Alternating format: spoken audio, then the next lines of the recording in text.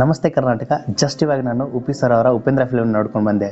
So ಇವತ್ತಿಗೆ release ಆಗಿ 25th years anniversary ಅನ್ಬೋದು. ಸೊ ನೈಟ್ ಶಿಫ್ಟ್ ಬೇರೆ ಮಾಡ್ಕೊಂಡು ಹೋಗಿದ್ದೆ, ಲೈಕ್ ನಿದ್ದೆ ಏನಾದ್ರು ಬಂದ್ಬಿಡತ್ತೇನಪ್ಪ ಅನ್ನೋ ಭಯದಲ್ಲೇ ಇದ್ದೆ.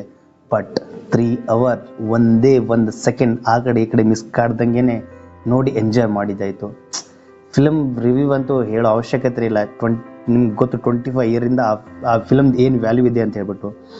ಸೊ ಇವಾಗ ಮೇನ್ಲಿ ಇವಾಗ ರಿಲೀಸ್ ಮಾಡಿದಾರಲ್ಲ, ಕ್ವಾಲಿಟಿ ಹೆಂಗಿದೆ ಏನಾರು ಡೌಟ್ ಇದ್ದರೆ ಏನು ಡೌಟ್ ಅವಶ್ಯಕತೆನೇ ಇಲ್ಲ.